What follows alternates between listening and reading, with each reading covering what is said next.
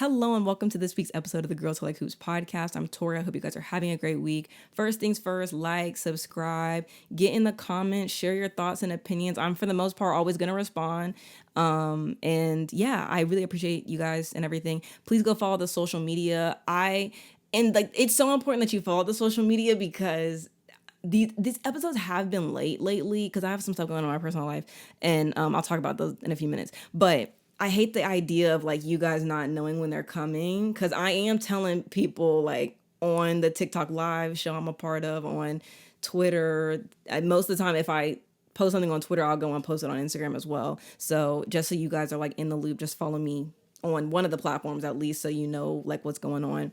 But I did want to apologize for the episode being late. I've been helping my parents take care of my grandma this week, and there's just been a lot of scheduling things. We're really trying to make sure she has a schedule. She was diagnosed with dementia a few years ago, and I won't get like too deep into it, but I think for me personally, I kind of get caught up in the emotions of it. Like, obviously, I'm not grieving her because she's still here and she's healthy and everything, but there are like gaps of time where I don't see her, and it's like she's a different person now than she was then. She has, it's just the sundowning of it all. It's, I come home from work and maybe some games are on that I really want to watch, but instead I would rather, spend some time with my family and spend time with her and be here in the present moment and everything. And a lot of times she's like not doing well by the time I get home. So over the past few days that I've been off over the weekend, I've been trying to, hang out with her and help my parents and everything with that. And yeah, it's tough. I think it really kind of gets to me just because she's just always been such an independent woman. And so just, that's just not something that's possible now. And yeah, like I said, I'm not grieving her, but in a way it is like grieving the person slowly over time because, they're not that person that you knew before, like years before or whatever. So yeah, and I've been handling those emotions and those thoughts, and then simultaneously I'm like, I got work to do, but it's also like having work to do and like watching basketball, as much as I love it, it's not always an escape, because there is, to a certain degree, like parts of it, like job parts of it, that aren't always like the best escapism for me. So I've been watching a lot of like TV shows and stuff, and I'm like, no, like, Tori, we gotta lock in and we gotta watch these games. And I watched most of them. I think I missed like only like 3 or 4 this week. But yeah, it's just been like, it's been a complex week, and it's been tough to like find time to sit down and make sure I have my stats and I have my notes and I've edited everything. And then also I'm trying to keep up with this week's games because my friend's birthday is coming up this weekend, and I want to make sure this episode's out for you guys. So there will be an episode later this week. It's going to be like filmed in parts though, but I do appreciate you guys so much for, sticking with me through all of it and everything. There's always going to be like stuff going on in your life, but I really appreciate the community that's here and everything. So thank you guys so much for that. Without further ado, I guess we're not gonna get into the basketball, but like I do have some things to say. I really want to talk about the WNBA to start the episode. Cathy Engelbert, the commissioner, to a certain extent, Adam Silver in the NBA. I touched on it a bit last week, but I don't feel that I'm really getting to like the meat of what I want to say personally on it. I think the WNBA is in like a very strange place right now, and it's in a very important time where I think things could either change for the better or the worst. And I'm not gonna lie to you, I'm not feeling super optimistic about it. I've been talking to Justice and Liz, who are the great women's basketball creators that I, do Unbiased and Unbothered with. And Liz has really kind of been talking about lately that this just hasn't been fun. It hasn't been. And I really agree with that. It feels like it's just always something. And it's felt that way in, American society for a while now. Just because, and I'm going to say this because I never want you to like question where I stand on things. And honestly, I make it a point in my life and at least on like my platforms, to really make it known where I stand on things. And Trump is a problem, has been a problem for quite some time. I think obviously racism in this country has been an issue, but it's just the way that racists are emboldened by underneath this administration and by this president. And it's just like a poison that seeps into everything. And, you know, at one point it was, oh, I can have this escape can't exist, you know, because it's supposed to be entertainment. It's a product of sport. We're supposed to be able to come together. And, you know, despite our differences, our backgrounds, we come together in rooting for, supporting this league or these teams or these players, X, Y, Z. And it's really just at a point now where it's bleeding into it. And it's one of those things that's really hard to ignore. And it really sucks, to put it like very plainly, that this is like a reality that we have to face as Americans, but also as a Black woman in America. It's just like and it's just like sometimes it's like there's so many things that I want to say, and at the same time it feels like I have to say it in a very particular way and in a very specific way so that it's not misconstrued as generalizations and everything, because that's just how society works as well now. So it's like on top of that, there's like a constant policing around, you know, what you're supposed to say and how you're supposed to say it. And to put it very plainly, this is not going well for the WNBA. Okay, I need to jump in here and clarify something. First of all, this next thought is connected to the first thought. There is a racial aspect to a lot of the things that, you know, have happened here. In the next clip, I end up talking about like some inciting incidents that have kind of led to my thoughts about Cathy Engelbert not being the right person to lead this league into like whatever's next for it. And I brought up the Sandy Brondello and Angel Reese situation, and I said that I'm never going to police like a Black person on how to feel about certain situations. And I never will do that, first of all. But secondly, I did not mention that like I don't have an opinion on this in particular, or I don't feel comfortable like sharing my opinion because it's not something for me to have an opinion about. Like, this is something that happened to Angel and it was done publicly, and she expects better from the coaches and from the people around her and from her peers, because we've all seen that she's been on the other end of like racial harassment amongst other things. And it's not my place to say whether or not, you know, like Sandy had like a great PR apology. Like, I think that she did a great job with her statement, and I do think that she is remorseful. At the end of the day, that's not an apology for me to accept, because I am not the person who was wrong in the situation. And if Angel doesn't, you know, ever respond to, you know, that apology, that there's no problem with that, because she's been on the receiving end of a lot of hateful stuff over the past 3 years. And yeah, I wanted to make sure that I made that clear, and that I just wanted you to know that I was just bringing up some inciting incidents that I think lead to my thoughts about Cathy Engelbert. But that's all I'm going to say there. There are a lot of big conversations happening, or I feel like there have been a lot of smaller instances lately of things that, in my mind, I think could have been handled a lot better. And I think, you know, it's kind of all leading to like one topic in particular, and that's Cathy Engelbert. If you've been a long time listener, you know, I'm not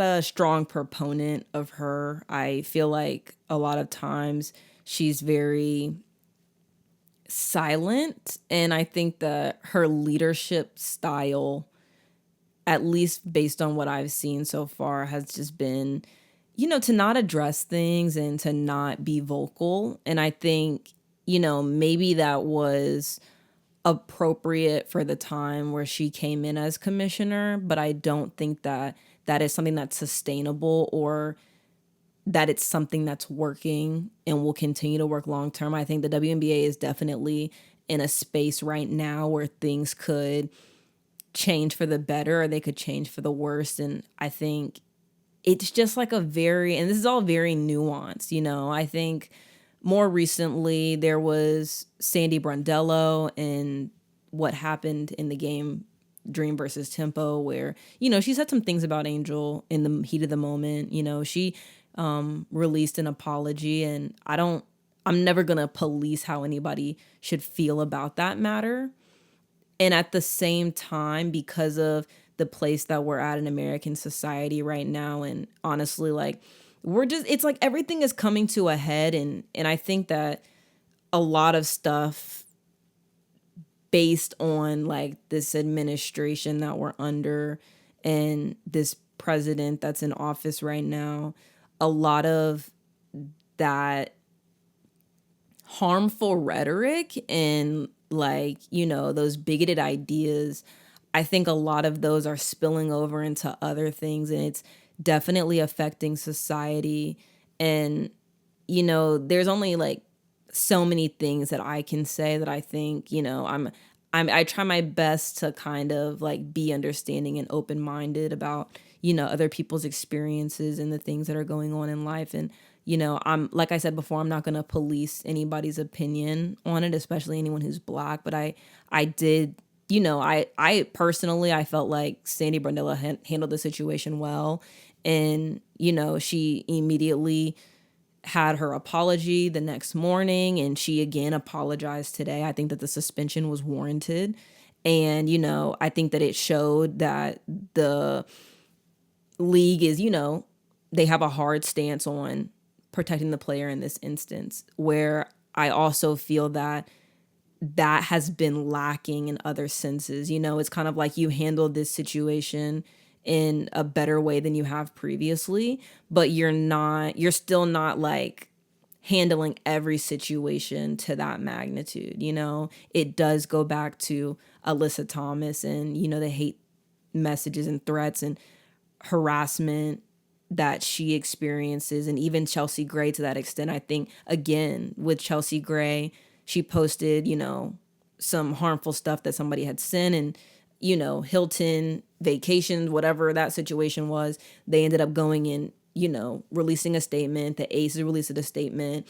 And again, it just comes down to the league not being vocal. And to that point, Cathy Engelbert not being vocal about, drawing hard lines in the sand about what she is going to speak up for and what she's not. And I think, that silence leaves way too much room for you to just like kind of fill in the blanks on your own. And I think that that's her biggest issue as a leader, and why I do think that, she is somebody who should be let go soon, because this league is not in the space right now, and this country is not in a place where leadership of, a league of this magnitude can be and should be silent. And, again, she can come out and she can say XYZ 2 months from now, and be like, I condemn this and we condemn that. But it doesn't change the fact that in numerous instances so far this season, she's like, people have had to back her into a corner to speak up and to say something about certain subjects.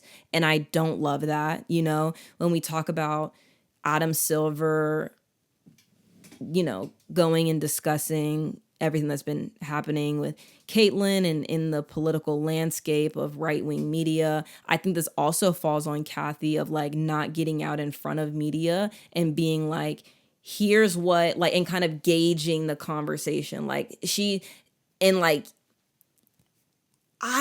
that's what I don't like about it. Like I said, I feel like she is just leaving way too much space for you to guess what side she's on or like where she stands on things. And that's really muddying the water of how this league is being talked about in the media as muddying the water on how players feel about, the league and about her, and whether or not they feel safe and protected in certain instances.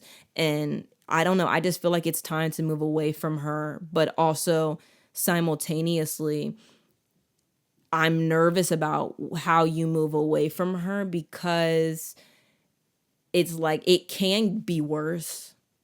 And I would hate for a new commissioner to come in and be just like the opposite of whatever a lot of the majority of the players are standing for and what they fight against. So it's a very like complex topic, and I have a lot of like personal opinions on the things that I'm not really going to get into here, but I just think that things could be better and they should be better. And I just don't know that I believe that Cathy, is the right person to be the leader or like the face of this league in terms of like when it comes to the commissioner and, the expectations and standards that should be held in the league. I know that people are having conversations about Caitlyn and everything, and Congress is sending stuff, and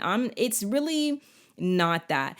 I think if Cathy were to nip a lot of this stuff in the bud earlier on, a season ago, 2 seasons ago, and firmly stood against some things publicly and got out in front of things, showed her face, went on like news broadcasts and said the right things, because she's been on a few news broadcasts and she said the wrong things. If she were to actually have a backbone and stand on some shit, I think that we would be in a very different place than we are right now. And I just don't think that we're in a political climate right now where silence is the right answer. I think, there's a lot of ways to go about things, but to sit and pretend that they're not happening, or to only speak up when, you're being forced or backed into a corner to do so, that's not a leader. And that's not the kind of leadership that I think a lot of these players want. It's definitely not what a lot of the fans who, have, in the best interest of the players that they enjoy and the teams that they enjoy, it's not what a lot of fans want from leadership either. I think it's time to move on from her. And like I said, simultaneously, I'm nervous that moving on from her, though, may be worse than just keeping her. So I'm going to put a pin in that for right now. And of course, please feel free to share your thoughts and opinions, and then we'll get into the basketball. We'll talk about player of the week, and this is going to be super strange. Okay. Shot in the dark. Player of the week for me is Ola Kosu from the Lynx. I have been very impressed with her play this week. I know that a lot of people probably don't watch the Lynx. At least that's like my side of the internet. A lot of people are like, oh, I don't watch Lynx games. Like they play boring basketball, and that's fine. But I've been very impressed with her play throughout this week. And I don't know, I really like how she comes in off the bench. And I don't know, over the past, some of these matchups we're going to talk about a little bit deeper, like in the episode. But I'm very impressed by the energy that she comes on the floor with, the intensity on defense. And, she just makes the right passes. She's not out there trying to be a star. She knows her role and she knows what's being asked of her. And I think it's like, she's very young also. And I think in seasons previous, or in previous seasons, we'll go with that. In previous seasons, I know that Cheryl has kind of shied away from playing some of her younger players.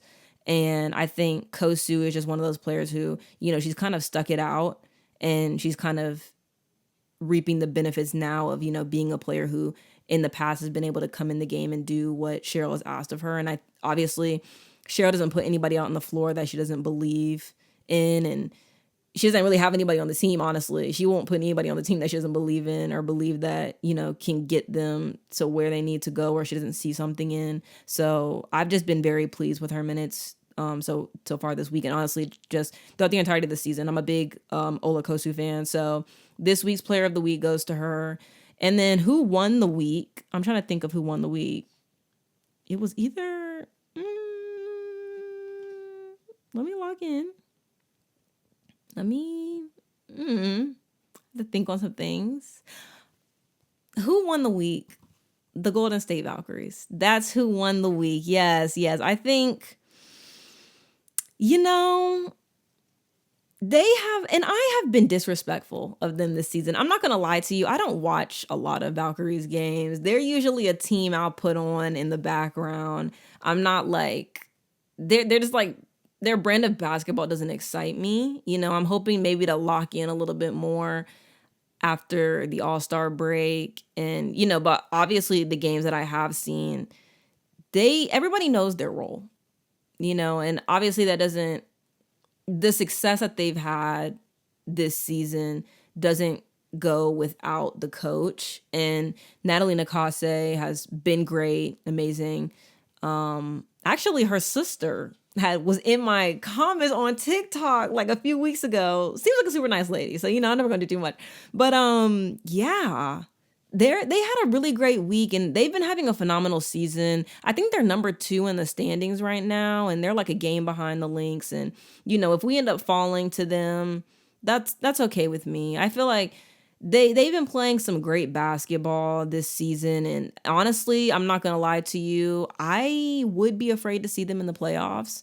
They haven't been able to beat us yet. However, I don't put it past them. And I think in a series, it's just a very different landscape. So, and I think they could definitely thrive with, the pieces that they have. And they just look a lot better than they did last season to me. They've made some improvements for their roster. And I'm just seeing a lot more confidence kind of exuding from some of these players. So I'm excited to see what they do moving forward. Nervous to see them in the playoffs, but obviously I welcome competition. Now let's get into the basketball. Let me get my iPad. Okay, hold on, guys. Gotta unlock it and everything. This is actually a great time right now if you're not somebody who checks out the TikTok live little situation that we do over on TikTok and Twitch. Twitch is usually Tuesdays and Thursdays, and then solely TikTok on Sundays. We have a great time talking about basketball. I actually took a break from recording this to go over there and, chat it up with some people, had some fun discussions. But yeah, let's get into the basketball. This is for the games July 10th to the 16th. So last Friday to the most recent Thursday. Okay, there we go. Anyways, first games we have here, let's see. Valkyries versus Sun. I watched most of this game. I was on vacation that day. But I was honestly kind of impressed. I was surprised that the Sun were playing so well early on at the beginning of this game. No shade to them. It's just that was a bit shocking for me when I checked this. I think I had maybe tuned in around the end of the first quarter, and I was honestly, they were holding their own. And I will say that about the Sun. I think the Sun have been doing very well of just like staying in games. They might not win the games, but they're staying in them. They're making it a battle. They're making it, tough for their opponent.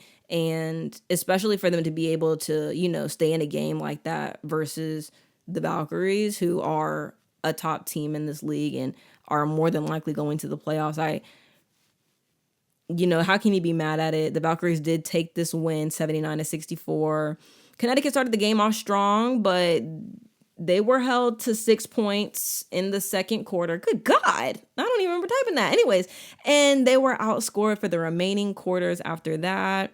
It was a pretty even matchup on the boards. Both teams struggled with taking care of the ball, but the Sun had 22 turnovers to the Valkyries.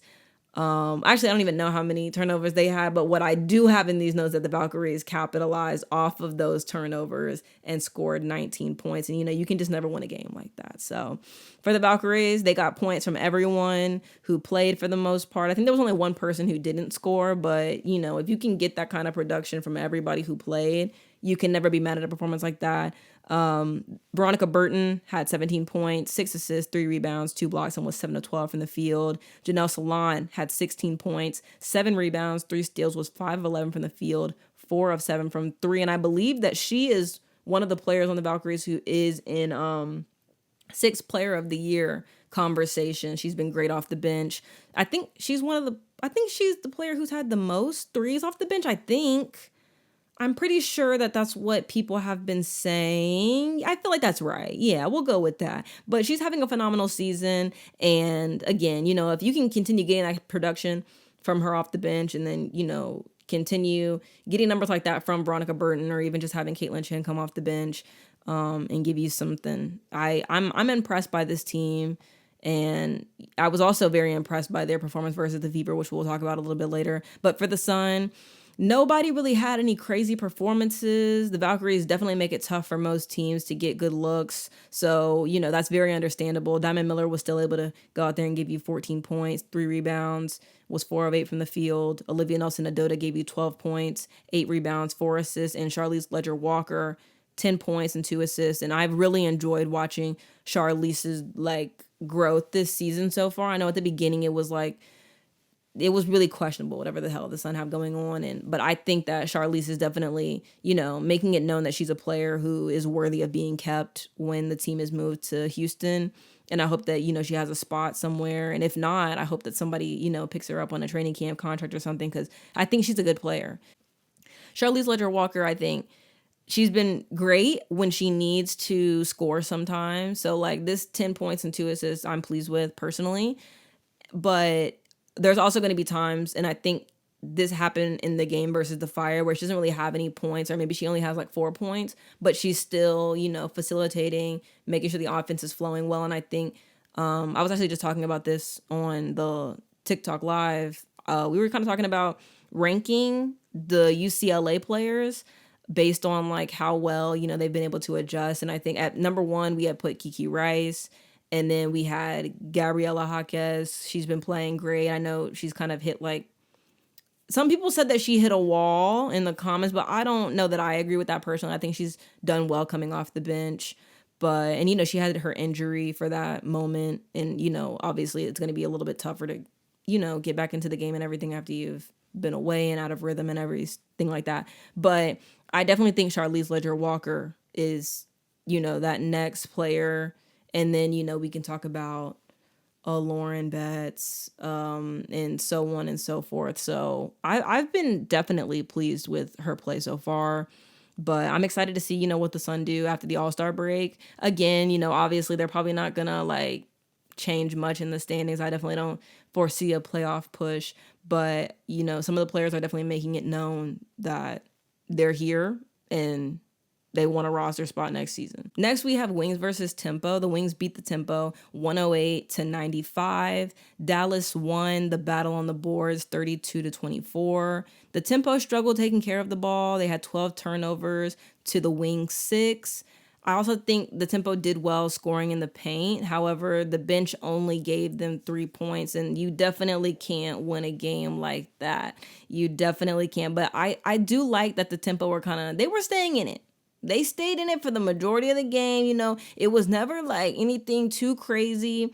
I really appreciate, what the Tempo got going on. I like them a lot more than I did in the first half of the season. I think, some people have really stepped up. They figured some things out. I think, they're under a coach who, she has an understanding of what her players' strengths are, and she knows how to put them in the right position to be great. So I've enjoyed watching Tempo games a lot more recently. They're very gritty, and, I kind of like that they force their opponents to really, meet them where they're at. And again, I don't think that that's something that every single team demands of their opponent, but I think that the Tempo are doing a much better job of that as the season has progressed. For the Wings, Paige gave you 34 points, 6 assists, 6 rebounds, 2 steals, was 13 of 22 from the field. Arike gave you 20 points, 7 assists, 3 rebounds, was 6 of 11 from the field. And I was very happy to see her kind of not forcing the 3 in this matchup. She was kind of going in the paint more, trying to get to the free throw line. And that's commendable. I like that, and I appreciate it. And, you can only hope that that's something that that's a habit that continues moving forward. But I think I watched the game from today versus the Sparks, and she was doing pretty decent. So I'm not mad at this performance. And I think that Arike's doing well. I know that I kind of discussed a trade for her, and it's not that I'm going to walk that back because, there is a world where maybe they do move off of her. But I've been having some conversations with some Dallas Wings fans, and during the game today versus the Sparks, there was a conversation Holly Rowe had said, she kind of talked about Arike and, how she has the most points for the Dallas Wings, the franchise.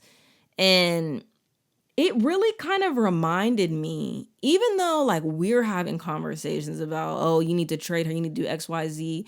When she's a player who is able to give you a performance like this, I don't think that you can really be mad at it necessarily. But I think also some of the things that I said before kind of still stand. I think the Wings are less likely to move off of her because of that loyalty that she's had to the franchise and because of the history that she has there. So I think that if she is to leave, it will be because they've had a conversation about, where the best place is to send her. I think they have enough respect for her in that regard. But also, if they don't move off of her, I think that next season you can possibly talk her into, having a role coming off the bench, or if you can't next season, maybe the one after that. But if she can continuously kind of show up in this way and give you these performances, I think, I could see it potentially working. And, I want that to work for her because she has put in the years and the effort for this franchise to be competitive and to be competing, for a playoff spot and potentially for a championship in the future. So, I hope that works out for her. But I did want to add that Jessica Shepard gave you 20 points, 17 rebounds, 3 assists, and was 7 of 9 from the field. AZ gave you 13 points, 2 rebounds, 2 assists, and was 5 of 13 from the field. And Alicia Clark gave you 10 points and was 4 of 4 from the field. Very efficient night for her. For the tempo, they were the more efficient team from the floor, but the turnovers really killed them, as well as the rebounds and the second chance points as well. Marina, however, still gave you 34 points, was 10 of 18 from the field, 6 of 9 from 3.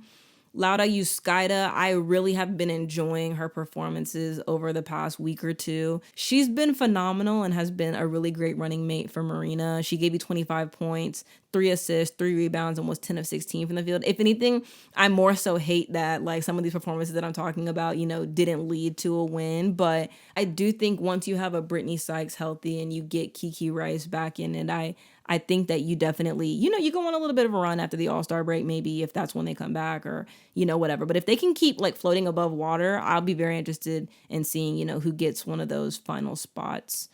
But Izzy Harrison had a great game as well. 18 points, 8 rebounds, was 8 of 10 from the field. Maria Conde gave you 12 points, 9 assists, and was 5 of 9 from the field. And Julie Alleman she's not really looking for her shot in this matchup in particular, but she gave you 8 assists and 5 rebounds. So pretty great performance from both teams. And it was honestly a fun game to watch. I didn't watch the end of it, but I did see the beginning and then the third quarter. All right. Next game we have Sky versus Sparks. The Sparks beat the Sky 102-87 for the Sky. JC Sheldon has been coming off the bench lately, and I really, really like her and Jaquez coming off the bench. I feel like when they're both playing well, it really just it gives an extra fire to the team. She hit 2 back-to-back threes early in the first to keep them in the game, but, she kind of cooled down as the game went on. The team as a whole struggled from 3. They shot 6 of 25. They beat the Sparks in the paint 50-40 and on the boards 45-40. They didn't defend the perimeter well, though, and I felt also like Natasha Cloud took a few too many shots for me. Obviously, Skylar Diggins isn't playing right now, so, you're kind of looking for somebody to make up that offense. I just don't know if I was really loving the looks that she was, taking, but also I don't know if you want Natasha Cloud to be the one to make it. Like, sometimes it's great. And I think that later on this week she had a better game. But in this one in particular, I would have liked to see a little bit less. Anyways, Camila Cardozo gave you 15 points, 8 rebounds, 2 assists, and was 6 of 9 from the field. Sydney Taylor gave you 15 points and was 5 of 11 from the field.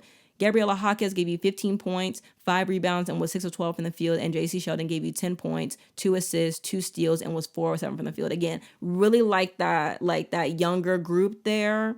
I think it's going to be great and amazing if you can package that up, if you can get Dejanay Carrington healthy. I'm interested to see, where you go from there. And, I think they're in a good spot. Sloot she's helping the offense for sure. And, maybe once... And honestly, she's been making some of the other players look better because no shade. Rachel Banham had not been looking too great these past year or two, but with Sloot on the floor, it definitely opens her up to some, different things. And also, she was playing out of position, so you definitely give some lenience there.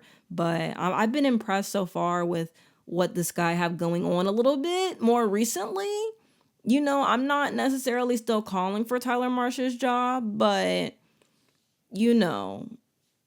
the Sky as a whole, very questionable organization and questionable situation going on right now. So we'll see where that leads us. For the Sparks, Ariel Atkins has been much more aggressive, and I am actually quite pleased. Y'all know I do not like that lady Lynne Roberts, and I will never give her a 10. Never. I'll never give her a 9, 8 either. But I might give her a 6.5 because unfortunately, this team is turning around. I still think that, because actually somebody did ask me last week what my thoughts were on the Sparks recently.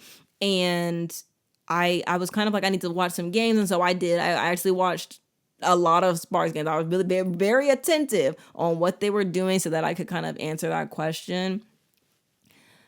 I think a big problem for the Sparks at the beginning was that Kelsey Plum, as amazing of a player as she is, and she is phenomenal, and one of my favorite players to watch, I think, there was just such a heavy reliance on her and for her to go out there and give you 20 plus a night. And when you are relying so heavily on her to do that, it's kind of like, well, what's the expectation for everyone else? And obviously, I'm not happy that she's hurt because I do enjoy watching her play and I think she's phenomenal and great, and you never wish injury on anybody. But it has forced the rest of the team to step up and kind of like,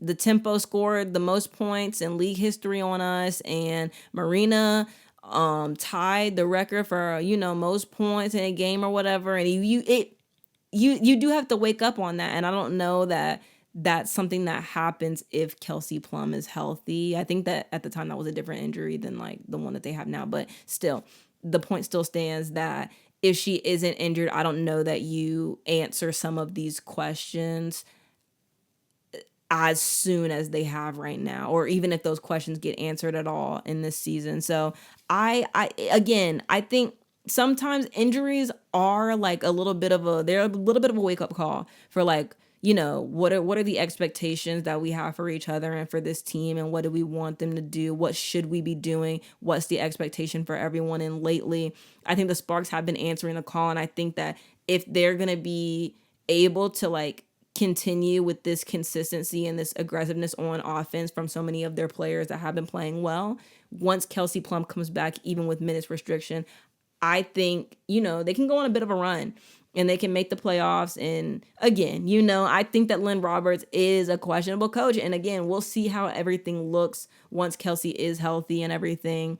But I think if they're able to like keep this level of play up, I see no reason why they won't be able to get to the playoffs. But back to my notes, the Sparks did well capitalizing off the Sky's turnovers. They scored 25 points off of their 15 turnovers. The Sparks had a few fouls to close the first quarter and struggled to score with most of the starters off the court. But, there's still some pieces there. Erica Wheeler, she was having a phenomenal game. The whole team shot the ball well. Nneka had a great game, but I feel like her play in the second quarter was like very impactful, and that's what kind of kept the energy up, especially once some of those artists were off the floor, because sometimes the Sparks look a little crazy when the Sparks are off but that's neither here nor there. They were able to pull it out, so I'm not going to do too much.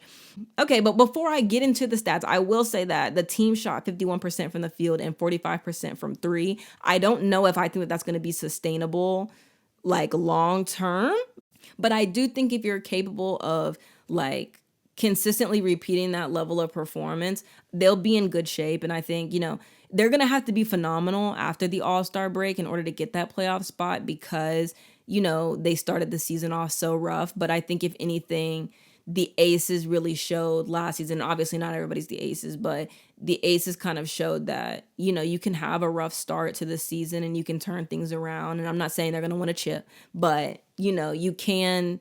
There's still time. There's still a lot of basketball left to be played, and you can still make your mark on the season. So I'm excited to see where they go after the All-Star break. I also think I'm going to be a little more excited post All-Star break, because typically we might see a couple of trades afterwards, and then also people kind of come back with like a different like fire and light in their eyes, because it is like, okay, this is about to be the home stretch into the season. I think you see a lot more.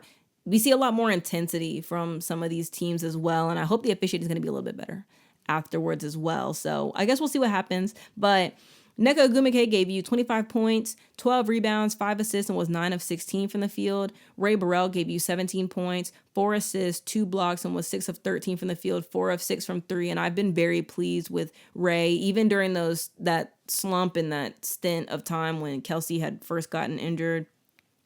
I felt like a lot of times her and Nneka were like some of the only ones who were kind of, even though they're down, they're still out there trying and, giving it their best. And I think if Ray can get if she can just grasp that ball real good, she's going to be great. She's going to be an exceptional player.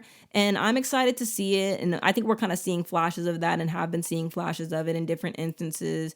And I think right now is that time where we're seeing some of those really great performances from Unrivaled. We're kind of seeing like those here, and we're seeing how she can impact the game and how important she is for this team. So I was pleased with the performance for sure. Dearica Hamby also gave you 17 points, 7 rebounds, 3 assists, 3 steals, and was 7 of 13 from the field. Dearica has really stepped it up lately, okay? And this is obviously what we've known she can do. She has been an all-star previously, and, I think it was just like an adjustment change of, Nneka right next to me. How does this work? Cameron injured, just needing a little bit more, getting a little bit more attention as well. So I think it's interesting and we're feeling out the situation, but so far I've been very pleased with her performance this week. Ariel Atkins gave you 17 points as well, 6 assists, 3 rebounds, 3 steals, and was 7 of 13 from the field. Again, if you can get a performance like that out of her every night or almost every night, especially for that $1 million contract she has, I think you're in really great shape. Okay, if you can consistently get that, I'm questionable about the consistency of that, but because she also be in foul trouble. But I'm not even going to do too much on her because she had a good game this time, so I'm gonna keep scrolling. Erica Wheeler gave you 15 points, 8 assists, and 3 steals, and Erica as well has been much more aggressive, and she's really stepped up. So shout out to the Sparks in general, okay? I see what y'all are doing over there. You're making something shake, and then we'll talk about how great Cameron Brink is in the next game. All right. On Saturday, there were 3 games. The first, Liberty versus Lynx. I was actually laying by the pool on my vacation watching the game. I have a little iPad propped up. I had a little umbrella. Okay, it was actually a big umbrella, but I had a little umbrella over there. I was doing my little floaty, having a time. Anyways, but back to business. Liberty versus Lynx. The Lynx beat the Liberty 90-85. I'm not gonna hold y'all. I got a little nervous. I got a little nervous at one point. I'm not even gonna lie. But the Liberty bigs, that's a conversation to be had. They confuse me. And I'm probably gonna echo this sentiment a few times throughout the episode. I find it a bit inexcusable that so many of the Liberty bigs are shooting all these damn threes. They confuse me. The Liberty bigs confuse me because sometimes they're the best players ever you've ever seen, and then sometimes they can't even grasp the ball. You know what I'm saying? It's oh, she had the ball, it fell out of her hands. Oh, she had the rebound, it fell out of her hands. It's just, it gets to a point where it's like we have to look in the mirror and we need to ask ourselves, what do we need to do to be winners? And I fear the coach. It's on you, Chris DeMarco. It's on you to have those tough conversations and to be like, hey, man, if you don't have more than 10 rebounds, I don't want to see your ass out there on the 3-point line. That's just what it comes down to. That's just what it comes down to me. For me, Jonquel, she confuses me. In this matchup in particular versus the Lynx, she had a pretty good game. But when I went and I watched the game versus the Tempo, and when I watched the game versus the Fever from the other day, or like anybody who has like a notable big, it's like she's not here. She's not acting like she was once an MVP player. She's not acting like she's somebody who played a big role in winning a championship. Like she, and that's the thing that I think is, I'm not going to say that she's 100% the problem about why this team isn't winning, because I don't think that it's excusable for the Liberty to be losing games right now, especially not with the roster that they have. And, you know, obviously Marine just got hurt the other day, and it's just like, and they have, you know, Satu has been out and Phoebish is injured, but it is to a certain extent like y'all have got to be able to like put some games together. You've got to be able to put together some good quarters of basketball. You've got to be able to like, you know, put that ego to the side and get in that damn paint. Like, she's big. Like, this is a bigger, taller lady. Like, she offers you length. She offers you size. And she's not using it because she's too busy shooting the three. And that's like, it's not what we need from you. You know what I'm saying? Like, we got people who can do that. We have that. We don't need that. You know what I'm saying? We don't need that from you. And that's the part where I think there's confusion, you know? And I can't even 100% put that on her for real, because that's also on the coach. You got to tell her like, hey, man, you got to set some standards. You got to set some boundaries. Hey, man, if you don't have like 6+ rebounds, I don't want to see you shoot a three. I don't want that. And again, there are some moments when that works. And Jonquel's a great player who can stretch the floor. But it's like, you need to handle your business in the paint first before we start moving out to that perimeter. And that's where I'm going to leave it. Let me read the notes here. I think, oh yeah. I mean, it's just repeated here. She's one of the biggest players on the court and gives us nothing. And then on top of that, she's attempting 6+ threes. That's a problem to me. This is a different instance, because in this game she had 12 rebounds and then she took 5 threes, but it's still like, you know, I let you pass on that. But those other performances that I've seen this week, I didn't like that. I didn't. And I'm going to need to see more on that. I think the coach really needs to put his foot down on that. You know, stretching the floor is a superpower, and it's something that, you know, separated the Liberty from the Lynx in that championship situation 2 years ago. But that's not enough. That's not good enough for me personally. You know, I need to see that level duplicated every time, because you need to be able to duplicate that game. You need to be able to duplicate that style every single time. And if you can't, I don't want to see you out on that 3-point line. It just comes down to that. And then Sabrina, decent game, but she didn't start playing well until the second half. And I mean, at that point, it was an uphill battle. You know, they were in it here and there. Again, you know, like the game ended crazy. I'm not gonna lie, the Lynx definitely have they had this habit of giving up leads in the third quarter, or, you know, just like the offense starts to get a little shaky and stuff. But I just, I didn't really love the performance from the Liberty early on. And again, you know, it's fine to be able to turn that on. But the problem with always having to fight back, or like fight your way back in a game, is that you might not have enough left in the tank to close the game. And I think that has been like one of their issues. It is like lapses in judgment and like fouls and, you know, stuff like that. But another piece of that is also like not playing well in the first quarter and then having to overcompensate later and then not having enough. And, it again, I've spoken about this on different places, but like, it's just a lot of pressure being put on Stewie because of that. And I don't think that's helping her game, her find her rhythm in games and stuff like that. And I think she does a great job of, accepting accountability as a leader of this team and as the best player on this team. But, it still comes down to the fact that you have an MVP caliber player right next to her. You also have a Sabrina Ionescu, and there's at times when it feels like Stewie's just out there playing on her own, or she has the game on her back, or maybe only one of them will kind of step up her game. It's like, no, she needs both of you. And then she also needs the role players. So, I'm really hoping to see more there. But yeah, Rebekah Gardner, she started this game, which I thought was kind of strange, especially strange because there was like, Betnijah Laney Hamilton didn't play a lot of minutes, if at all, this game. I'm pretty sure she did play, but it wasn't for very long. I'm just very confused about like what's going on with this situation, why Betnijah isn't playing more. I mean, it's been kind of rough, like her coming off of injury, but we've seen the level that she can play at and where, what the bar is for her.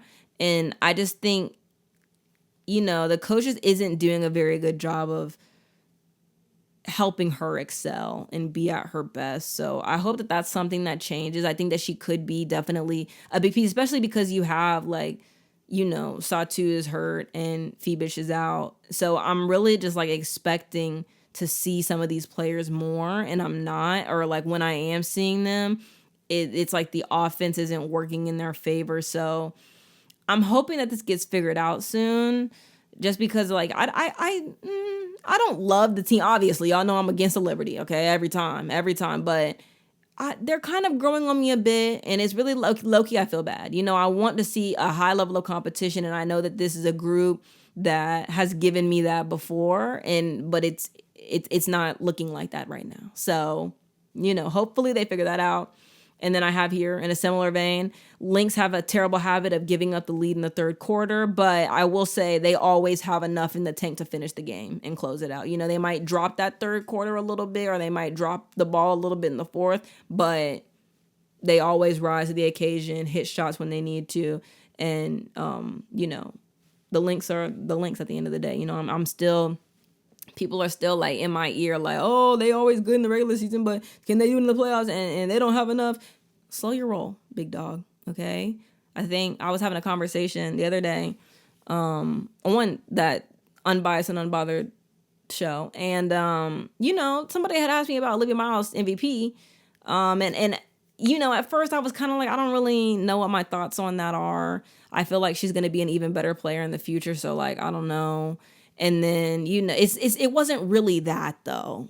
My thing about Olivia Miles for MVP is that I understand what people are saying, in those 2 games or those couple of games where we've seen the Lynx play without her. It is, you raise your eyebrow a bit, you do. But I think for me, I'm not really ready to sit and say that she's like an MVP, because we haven't seen what she looks like next to like the Lynx actual MVP candidate, and like somebody who has opposed Asia Wilson over the past 2 seasons. Like obviously she hasn't won one yet, but it is like, do we still think that she's an MVP when she's next to somebody who has been in MVP conversations? And I don't know what I think about that yet, because I haven't seen it. But also, I'm interested and excited to see what those two look like together on the floor. I do think that Olivia is going to make Nafisa's life easier. I think that Nafisa is going to make Olivia's life easier. And I'm very excited to see it. I think that it can be a championship level here. I think that that's a group that's capable of doing that. It really is just going to be about... And honestly, I don't know. It's just going to be about showing up in the moment. And I think that that's probably the biggest thing, and for everybody on the Lynx, it is going to be about that. And I think that, they're putting in the work right now for them to be in a good position. But I guess we'll wait and see. But what I've seen so far, I really like, and I really believe in this team. And I really hope that they're going to be able to get far in the playoffs. One, because people have really been on my ass, like really, truly, they've been on my head. Like, oh, like y'all aren't going to do shit. Y'all are going to be out in the first round, which is crazy because we ain't been out in the first round in like these past 2 years that we made it to the playoffs. But that's besides the point.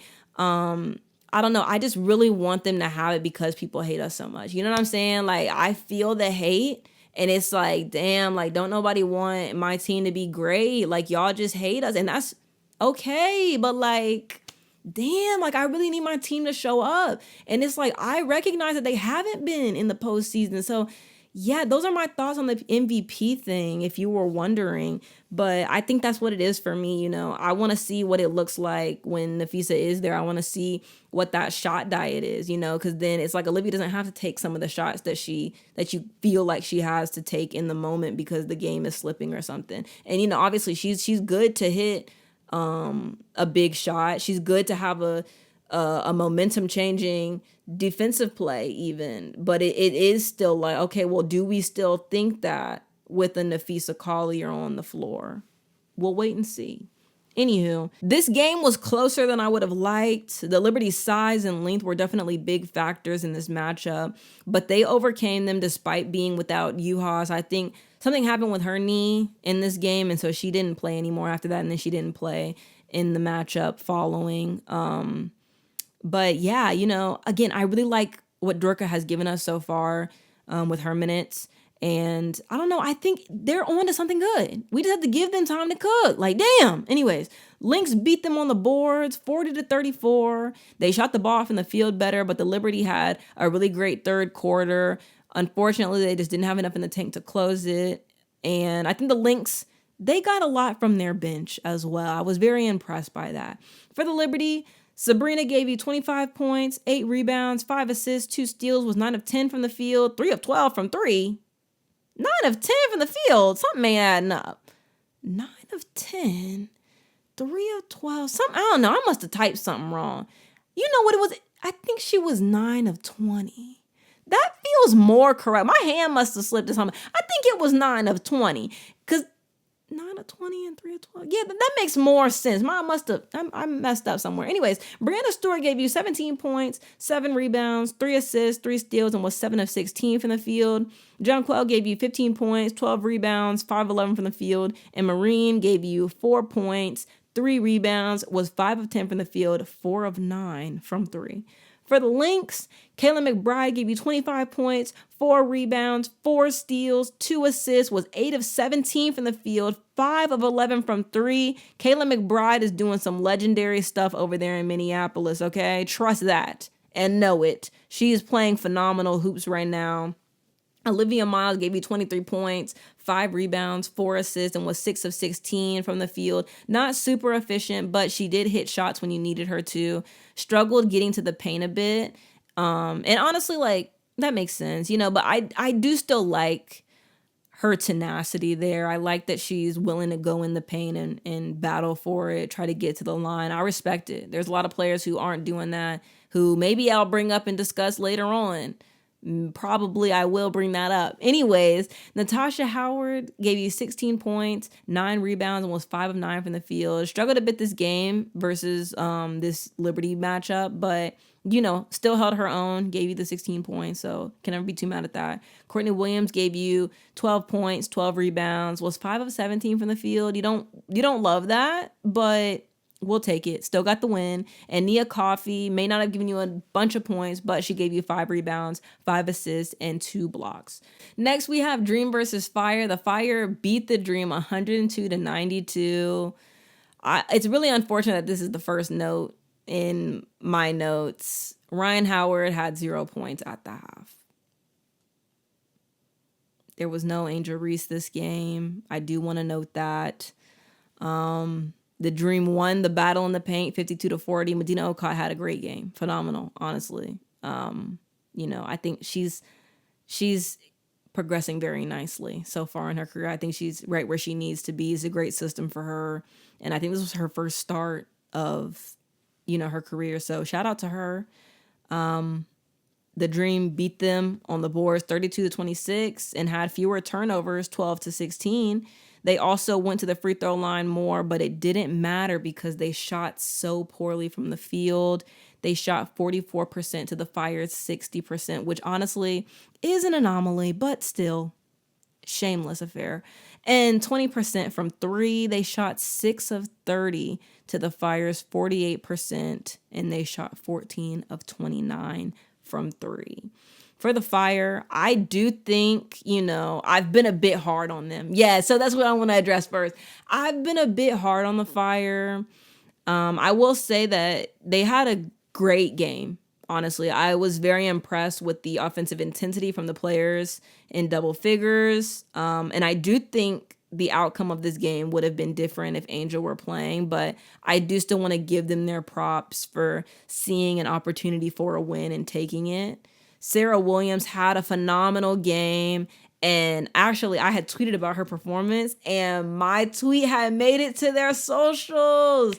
So you know what? This was a huge day for Sarah Williams, but it was also a huge day for me, okay? Big day to be me, girl. Anyways, back serious business. 7 players in double figures. You can never be mad at a performance like that. Again, I'm not going to, this was a bit of an anomaly, okay? The odds of that happening every single game aren't high.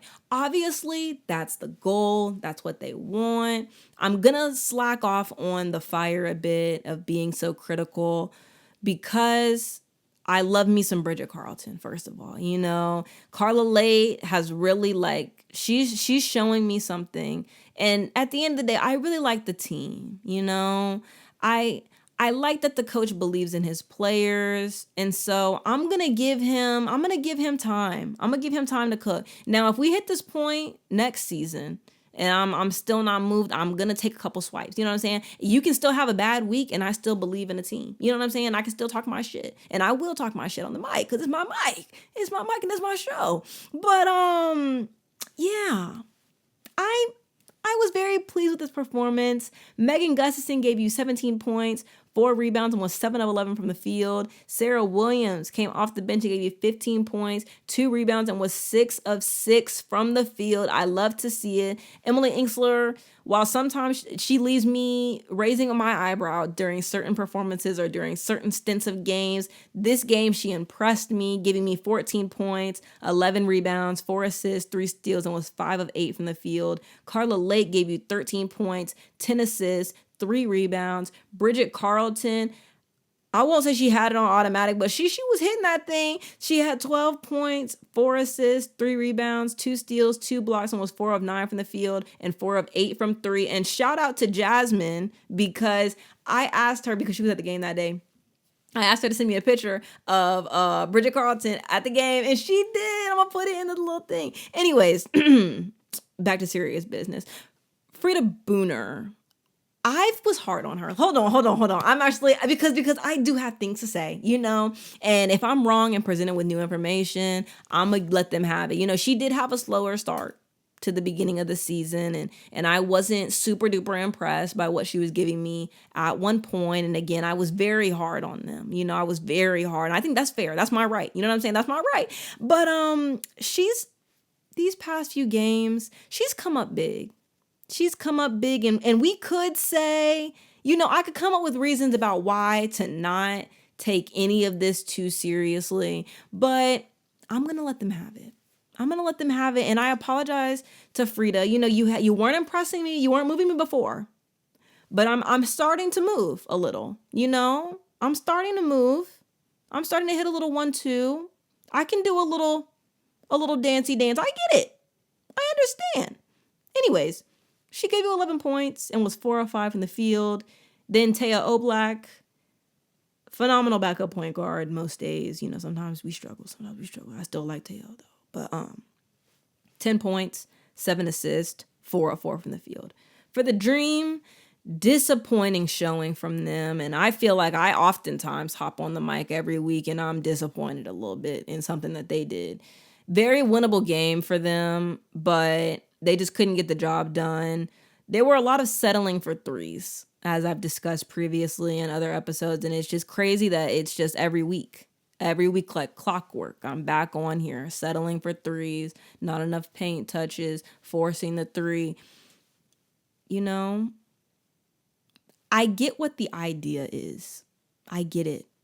But what do we do when the idea isn't working? You know, what do we do when reality sets in and we're 1 of 15 from three, you know, or something of the sort? I'm not saying that they went 1 of 15 at any point, but because I don't really know exactly like the exact moment that things started going, but the point still stands. What do we do when that isn't working? And there's still not quite an answer for that at times. So I don't know. I don't know if I believe championship contender right now. Now, Bree Jones did just come back, and I haven't seen the game that she played versus the Tempo yet. But you know, there will be. I'm gonna come back to this. I'm gonna come back, and we're gonna see if these issues still matter and stand with a fully healthy dream team. So, you know, we'll put a pin in that for now. But it is disappointing that every week I come on here and say that about at least one of their games. Anyways, like I said, Angel wasn't playing this game, but I still just like. That's still just like not a good enough excuse to me. But that's neither here nor there. Alicia Gray, she gave you 20 points, 3 rebounds, was 8 of 18 from the field, 1 of 6 from 3, but I respected her not forcing the 3. You know, you saw that 1 of 6 go down and you stopped. Respect. Some people can't say the same. They can't. Some of those people might be a teammate, but I'm trying to be less shady these days. I'm actually feeling like season 1 Tori right now because I was giving hell that first season. But I've composure. My frontal lobe developed, the whole thing. Anyways, Medina Okot, excellent game. Like I said before, 19 points, 8 rebounds, 7 of 14 from the field. I don't think you can be mad about that at all, especially from a rookie in her first season. Then we had Naz Hillman, who gave you 15 points, 8 rebounds, and was 6 of 11 from the field. She took 5 threes. But, you know, again, I respect the 6 of 11. You know, I respect you stopping at 5. You said, okay, that ain't working. Do something else. I respect it. Respect. Jordan Canada gave you 10 points, 12 assists, 4 rebounds, and 2 steals. And Rhyne Howard gave you 10 points, 4 assists, 4 steals, 3 rebounds, was 2 of 8 from 3, 3 of 9 from the field in total. You know, there's a part of me that wants to kind of judge that. But someone did bring up the other day in a space where I discussed with some WNBA fans, they brought up an interesting point that she's typically given the toughest defensive assignment and then is also expected to produce at a high clip on the offensive end every night. And when you think about it like that, and when you frame some of these games like that, I think for me I struggle to like give too much lenience because we've seen her have the toughest defensive assignment and then also produce and play well and, you know, have more than 0 points at the half. But it's also like, I see what you're saying and I acknowledge that. I get that. And that's actually a really great point. It makes me wonder, you know, at what point are we like, that's not enough, you know? It makes you wonder. I think when a team is playing great team defense, that this is something that isn't like such a huge deal. But I don't know. I'm more interested in what you guys think on that. So feel free to get in the comments, share your thoughts with me on that. I just kind of want a little consensus. You know, I want to see what other people are thinking. But again, you know, I think when you think about it like that, it definitely makes me more likely to like back up off the issue. But I do think that in order for this team to win and to be great, you definitely need more than 10 points from her every single night. But you also do need her to be playing great defense on the opposing team's best player, and she's capable of doing that. So I don't know. We'll put a pin in it for now on my end, but you guys type it out in the comments. All right. Next, we have Mercury versus Aces. The Aces absolutely cooked and demolished the Mercury 106-58. the Mercury got absolutely fried and dog walked early in the first quarter, and then it just got worse from there. I didn't even watch the whole game, honestly. I think I turned it off at halftime. I was like, girl, that's enough. I'll put us both out of our misery. But they just couldn't hit a single thing, man. And, you know, when you can't stop the Aces from scoring, you're probably going to lose that game. You know, they allowed 29 points in the first quarter, and then they only scored 9. So there was no way to come back from that in my mind. For the Mercury, it was just a lot of things. It was poor defense. It was terrible shot selection at times. It was not waiting to set anything up, just throwing shots up. It was the fouling. I think for me, I put here in my notes, what can this team do next season? And I think the only answer is to blow it up. I think you blow it up and you attempt to build around Ka. And, you know, even Ka, sometimes she has questionable performances, but I've been questioning that for 2 years now. So it's again, Ka is somebody who came in there and she got that gold medal. There was no way in hell America don't get that damn gold medal without Ka. There's no way. There's no way.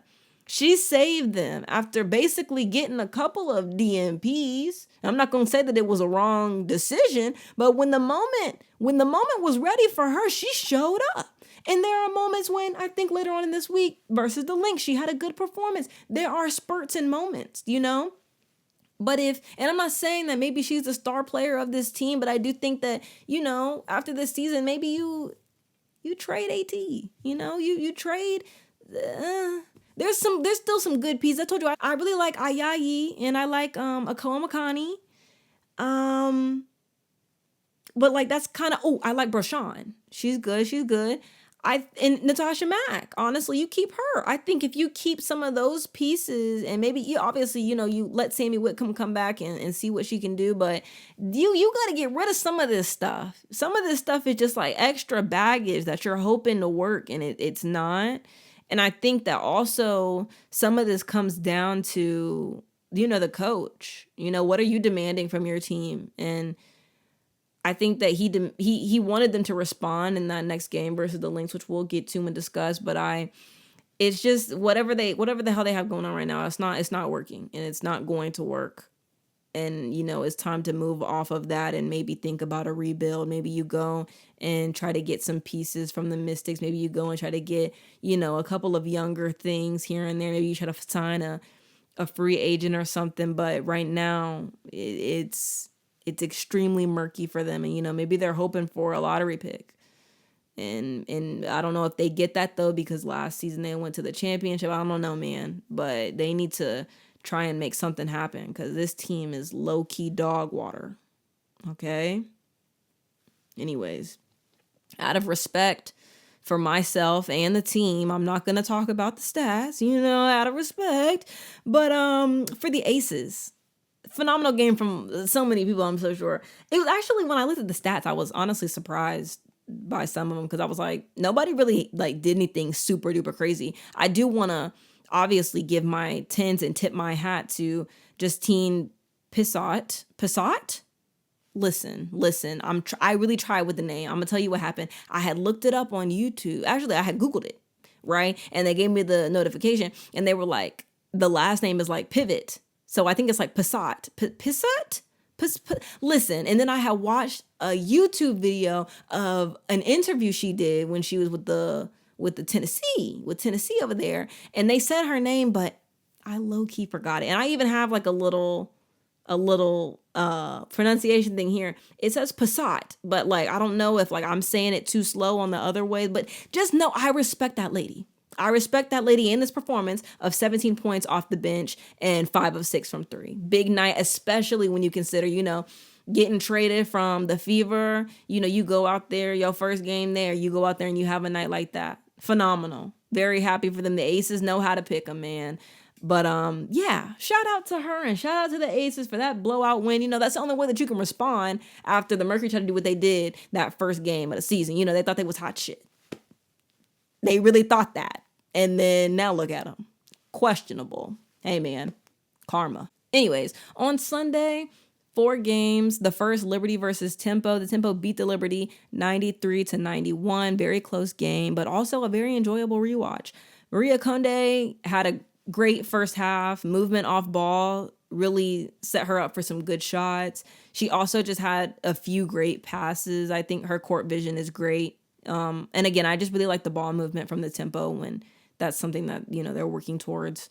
Niara came in and got to work fairly quickly. I really enjoyed the matchup versus the Tempo's bigs because both Izzy and Niara have played for the Liberty, and I think they did a really great job of exploiting that experience, and it was just a very fun matchup for me to watch. I think her name is Puyi.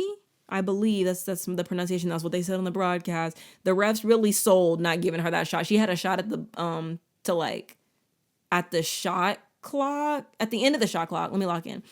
And then there's Puyi. I enjoyed a couple of her shots that she had.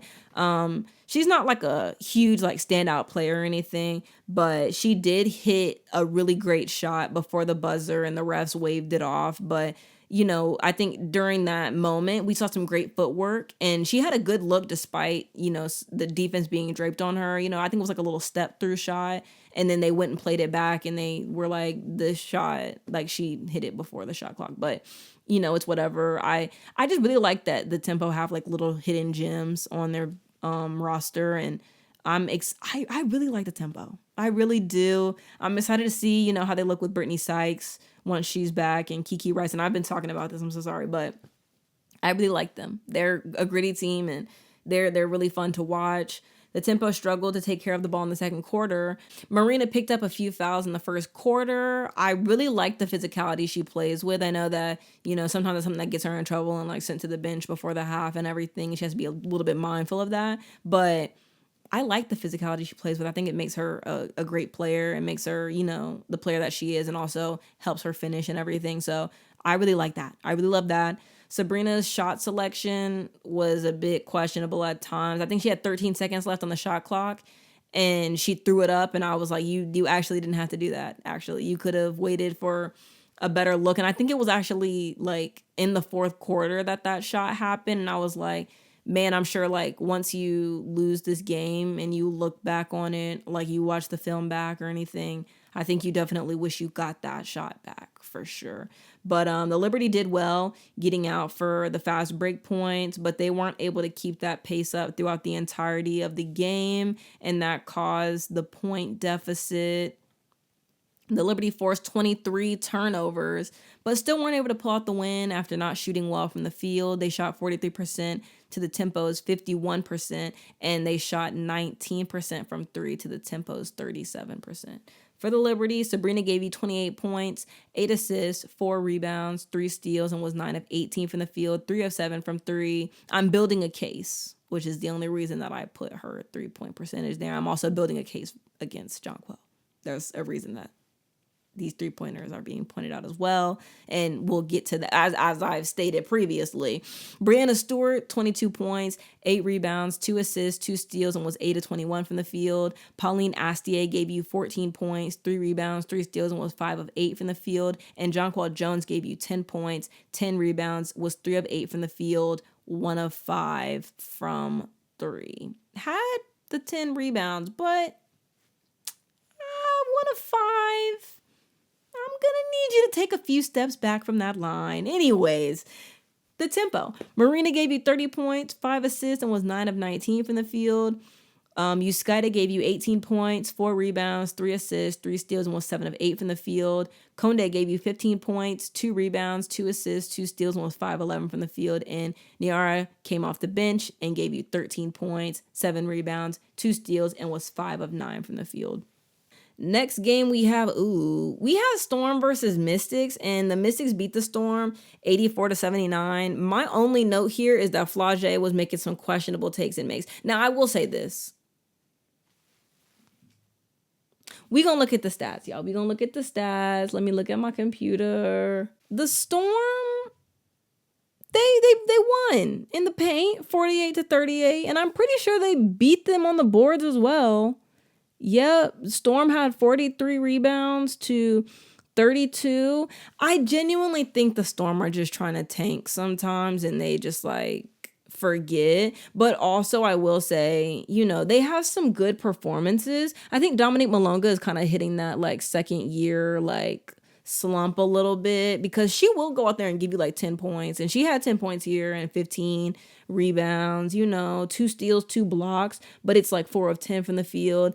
Owafam, she gave you 5 points, 9 rebounds. She just, they're both really young and they struggle a bit. Natisha Heidemann gave you 31 points. And she was 14 of 24 from the field, I think. Yeah, 14 of 24. It's just, you need more from other people. You're hoping that Flage is going to be able to have a performance like she did versus the Sky later this week. But it all has to come together at the right time. And I do think that they are trying to get another lottery pick. So it's one of those things, man. But they gave it their all. You hope to see more from Zaya, and Katie Lou Samuelson has been having some impactful moments. They may not be big, and I'm not particularly talking about this game, but I think later on in the game she had they were some pretty impactful minutes. The Mystics, Shakira Austin has really just been she's been very consistent, and she's kind of keeping this team above water a bit. She had 27 points, 6 rebounds, 3 assists, and she shot 10 of 18 from the field.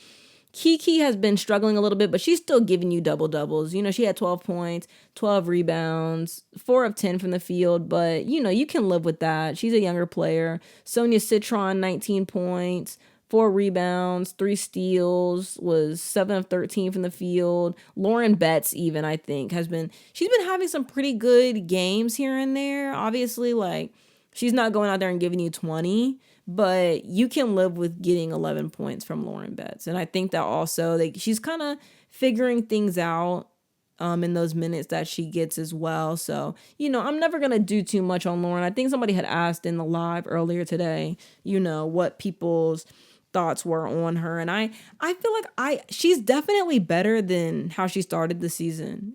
And you're seeing some of that growth, and some of this stuff comes with time. And, she has to change some of her game up a bit. And she talked about that a bit on the podcast that she did with Sue Bird. So, I don't think that it's anything alarming, but it's definitely something to note. I think she's doing good, though. She's doing pretty well for, a young player who's coming in and, kind of has like high expectations. I think that she landed in a good spot where she does have a coach who, maybe for the most part isn't like expecting like a ton from her, just mostly wants her to learn from the people around her. And I think she's just like in a good position. I think she's where she should be. And I think she's in a good place where she can thrive and, continue to excel moving forward. But yeah, those are my thoughts. I would love to. I really like the Storm, though. I want that to be known. I think they have some good pieces there, and they show like flashes of, bright spots. It's just going to be about putting all those things together, building good habits, and they're just young. So I'm excited to see what they do there. Next, we have Sky versus Wings. I also didn't write down the stats for this one out of shame. You know what I'm saying? Anyways. But the Wings beat the Sky despite, and it was crazy. I think there's like a little bit of a pattern here with some of these games of like maybe some of these teams beating you in the paint. The Sky beat the Wings in the paint 54-38. And also the Sky had 36 rebounds to the 33 Wings ones, but it's still just like, it's the shooting. It's just, and even honestly, they shot pretty evenly. It was the threes that kind of cooked them a little bit. And really, it was that foul trouble. That's what it was. It was the fouls. They sent the Wings to the free throw line 19 times. And, you just can't, you got to be able to take care of the ball. You got to be able to defend without fouling. And that's something that this team at times shows that they're good at doing. But sometimes they're just not able to completely follow through with that. But, Sydney Taylor gave you 20 points and was 9 of 20 from the field. Interested in that shot diet. Obviously they want her taking those shots, but I don't know. Gabriela Jaquez struggled this game, as well as JC Sheldon. Gabriela gave you 8 points and JC gave you 0. Again, I think they're great when they are, a tandem that's giving you double digits off the bench, but otherwise that's when the team kind of struggles. Natasha Cloud gave you 15 points. Azariah Stevens gave you 18 points, 13 rebounds, and was 7 of 13 from the field. Camilla gave you 12 points, 13 rebounds, was 6 of 12 from the field. Yeah, I mean, not a terrible performance, but you're also like, you're not getting as much from as many people as the wings, and then also the whole free throw thing. So Paige gave you 22 points, 11 assists, 6 rebounds, was 7 of 15 from the field. Arike gave you 17 points, 3 rebounds, was 6 of 14 from the field. Not super efficient, but like definitely, again, I think she's putting more like better stuff together than her usual. Jessica Shepard, 19 points, 10 rebounds, 5 assists, 9 of 13 from the field. AZ, 16 points, 3 assists, 2 steals. Yeah, they're figuring out. Leah Rue, I'm glad she got some minutes there. 10 points, 10 rebounds, was 4 assists from the field. I think, again, she's been really great when we're talking about post defense, because, there's been a topic of conversation for the wings so far this season is like, a lot of people will say the wings, just their pain is free eats. Anybody who wants to go up in there and do what they want, they can. And I think Leah Rue does a great job of, kind of stopping that from happening. And then we have Fever versus Aces. I didn't watch that game. I done told y'all I'm not. I'm not really doing that. But Fever won, and I think when I looked at the stats and stuff, it was Sophie Cunningham had a great night. Caitlin gave you double. Kelsey gave you double. AB gave you double. And, they just had some good performances there. And the Fever seemed to be figuring things out, for better or worse, whatever that means. A lot of foul calls being called at a time like this.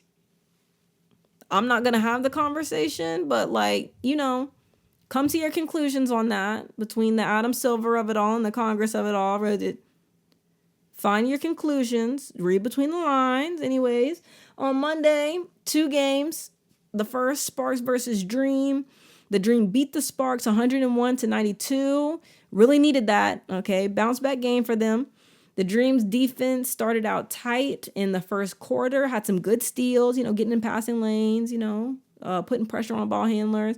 Not able to break away on offense, though. So, it was pretty tight around that time. I feel like Angel had a great game, and you really felt her impact here, especially when you think about that previous matchup versus the Fire and, compare it to what happened here. The Dream won the battle in the paint 54-48. Both teams struggled taking care of the ball. But, again, I really like that the Sparks have multiple people giving me double digits now. If you can get a little bit more from the bench, or if you can get some other pieces for the bench, maybe that's something that's great. But I think this is kind of one of those matchups where you kind of question that decision of some of those more previously signed players, and that's no shade. It's just like sometimes they're just not playable in certain matchups, but you need them to be, So anyways, Erica Wheeler gave you 20 points, 4 assists, 3 rebounds, and was 8 of 16 from the field. NECA gave you 19 points, 5 rebounds, 5 assists, and was 7 of 13 from the field. Ray Burrell gave you 18 points, 4 rebounds, 4 assists, 3 steals, and was 5 of 9 from the field. Ariel gave you 13 points, was 5 of 11 from the field. And Dearica Hamby gave you 12 points, 5 rebounds, 3 steals, 2 blocks, and was 6 of 11 from the field. For the Dream, Angel, a phenomenal night for her. 23 points, 13 rebounds, 3 steals, and was 7 of 11 from the field. Alicia Gray gave you 20 points and was 8 of 15 from the field. And Jordan Canada gave you 16 points and 9 assists. Next game, we have Mercury versus Lynx. The Lynx beat the Mercury 104-100. Very close game. You can kind of tell the Lynx are kind of fighting for some of them, okay? It's getting real close. And, we're hoping for a healthy team soon so that we can, see it and figure out the kinks and finish this season off strong. I think the context of this game is also very important. The Mercury needed to respond after the blowout loss to the Aces, and I think this was a winnable game for them. The Lynx kind of, they kind of let them. They were playing with their food a little bit in this matchup. Obviously, they played hard the whole time, and the Mercury were a fierce opponent. But I personally never want to see the Lynx struggling like that versus the Mercury. The Lynx have games like this where they'll hang around and never really create space, but they also have games where they'll, be ahead and lull in the third and have to grit it out to get the win. And I think, you see both sides of those coins throughout the week. Nia Coffey, she has been phenomenal blocking shots this season. I know that a lot of people haven't been really talking about her performance so far, but I've said it here and I've said it before. Nia Coffey has been an anchor for the Lynx defense, and some people have even been saying, she should be in Defensive Player of the Year conversations. I unfortunately don't think that she has the stats to back up that, which is unfortunate because she has been playing really well and she is a big reason why the Lynx defense has been, as great as it has been. And I think that you definitely see the effects of not having her on the floor when she is in foul trouble. But, it's just unfortunate because I don't think that a lot of bigger media spaces and I guess I don't even really know what you call it. I don't think a lot of big media is talking about the Lynx, and they're certainly not talking about Nia Coffey. If they're talking about the Lynx, they're talking about Olivia, they're talking about Kayla, which they definitely deserve that. But Nia Coffey has been phenomenal. And I think that, if you are to take a peek at a Lynx game, you should definitely be on the lookout for, the things that she does. Again, not always something that's going to show up on the stat sheet, but she's definitely affecting and impacting the game. Kalia Copper had some foul trouble in the second half, and Frieda Buhner was hitting some crazy shots throughout this game. And it was really unfortunate that she had such a great performance and they weren't able to pull out the win. Hamzova, who plays for the Lynx, she came in clutch with Olivia Miles in foul trouble in the fourth quarter, which I think has kind of been a little bit of a pattern for her lately. But, being able to have somebody come in off the bench, and she really answered the call when the Lynx needed her. She gave you 8 points, and most of her shots came around the rim. So, offering a little bit of versatility there on the offense for the Lynx. But Kayla and Olivia had some insane performances, and had I not been watching them myself, I would have thought it was AI, genuinely. For the Mercury first, Kalia Copper, 26 points, 3 rebounds, and was 9 of 14 from the field. Alyssa Thomas, 19 points, 12 assists, 8 rebounds, and was 8 of 14 from the field. Frieda Buhner, 17 points, 9 rebounds, 3 assists, and was 6 of 12 from the field. And Akoa Makani gave you 17 points, 4 assists, and was 6 of 9 from the field. For the Lynx, Kayla McBride gave you 37 points. Yes, you heard that right, 37 points, 6 rebounds, 4 steals, 2 blocks, and was 11 of 17 from the field, 6 of 11 from 3. Very efficient night for her. Olivia Miles gave you 33 points, 8 assists, 3 rebounds, and was 10 of 16 from the field. And Natasha Howard chipped in and gave you 13 points and 7 assists.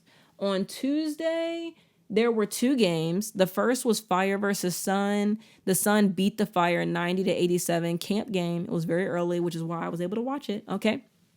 But the Sun definitely had some offensive fouls here and there. I think they have to clean that up. To be fair, though, the Fire weren't doing much better when it came to defending without fouling. So it's, it is what it is. But I think offensive fouls, you got to be able to cool those down because you're going to get foul calls on the defensive end. So you got to be able to, balance that out. They started the game with 32 points in the first quarter. So they had a really great start to the game. They gave that first punch, and then it was really just about, trying to keep that momentum. Olivia Nelson-Ododa, I think, should be in the most improved player conversations. I'm not saying that she should win because that was a conversation I just had on live earlier who were Jessica Shepard should be MIP and okay. But I also feel like her defense I haven't seen anything defensively improvement-wise where I really believe that, she's a front runner for MIP. I think there's some other great candidates, and I also really believe that Olivia Nelson-Ododa should be in these conversations. I know that people aren't watching the Sun, but to me, I do watch a lot of these games, and I think that she's been fairly consistent over the season. And I think that's especially important when we're talking about having a dominant post player next to you, having a Brittney Griner next to you, and still being able to, go out there and give somebody 19 or 14 a night. I really like it. And I think, she should be in those conversations. I do think, to move on from that, I think the Fire struggled this matchup early because of the size advantage that the Sun have. It was just like Brittney Griner was just hooping out there, and it was honestly really great and fun to watch. I also think the Fire had a bad challenge early in the third, and I kind of wish that he would have saved it for the fourth quarter if he was going to use it at all. I know that he kind of has like fairly stringent rules around challenging, but I would have liked that. But the Fire, despite those things, they came back and they made it a dogfight for sure. Late in the game, Portland's size was a big issue. Like I said, they just couldn't rebound, and that led to a lot of Connecticut Sun second chance points. Brittney Griner, that was an issue on its own. There's no way to really stop her. You can kind of just like hope that you can stop everyone else around her, but that, also proved to be somewhat difficult. I think they also just struggled to take care of the ball. They had a lot of turnovers. Carla late, though, was exceptional. And I think Carly Samuelson had some timely points when they needed them. And I think that Carla late also is just, she's been exceptional, but I think you can really tell that the game is slowing down for her. And she's just doing the right things in the moment with the ball, whether that's, passing in, kicking it out to somebody after she drives, or whether that's just finishing through the contact and getting to the free throw line, making people pay for not being able to defend her without fouling.